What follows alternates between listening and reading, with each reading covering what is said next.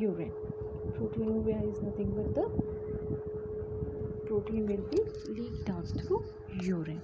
So this may lead to decrease in oncotic pressure in the blood vessels. So this causes decrease in retaining capacity of water in the blood. It will creates a pressure in order to water will be leaking out into the surrounding cells. So formation of edema causes here. So that only during the nights. So there is swelling in the feet we can see. So next, if we see, there is loss of weight and strength. So there is proteinuria, obviously there is loss of weight we can see, and also they have an irritable feeling, increased irritability we can see in those people. Increased need to urinate in the nights because of loss of concentrating capacity of kidneys as they have damaged.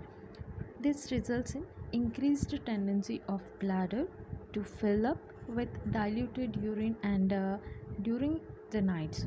So क्या होता है, तो reabsorption कम होने की वजह से क्या होता है, the tendency to urinate frequently will be occurring.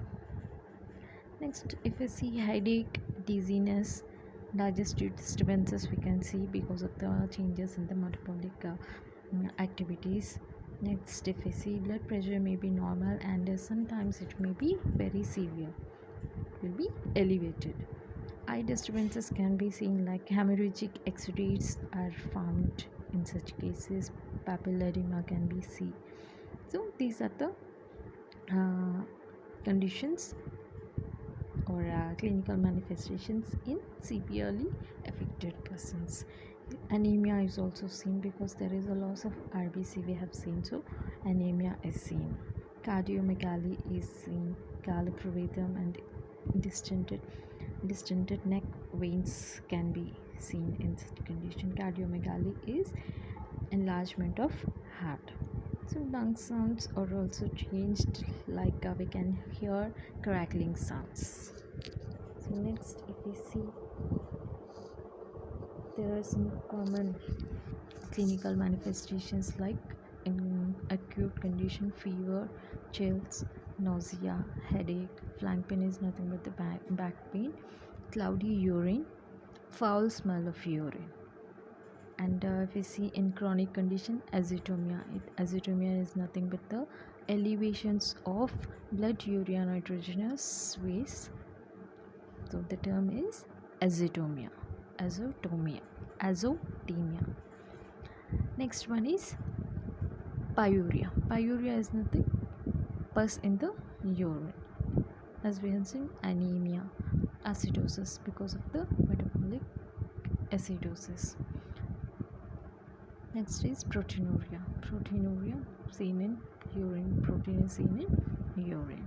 And in hypertension cases, there are some symptoms we can consider, that headache, drowsiness, convulsions and vomitings are mainly seen in hypertensive cases.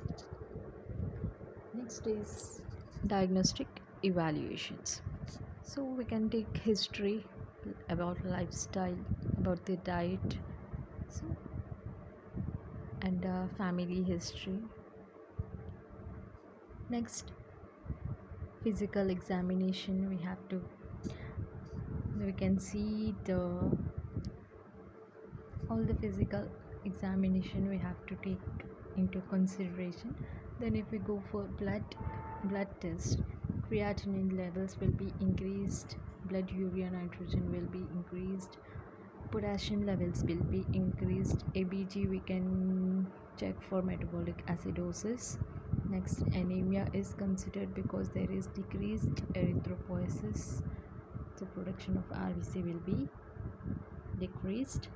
Hypoalbuminemia will be occurred because of protein loss. Increased serum phosphorus and magnesium levels will be decreased because of the excretion of phosphorus and magnesium. Decreased serum calcium we can see. Next, impaired nerve conduction with due to electrolyte abnormalities we can consider. Next, in chronic conditions, if we see, we have to go for biopsy, kidney biopsy. If we take urine test into consideration, there is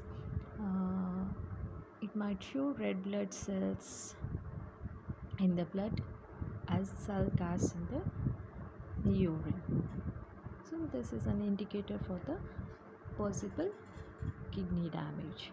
And also, if there is infection, there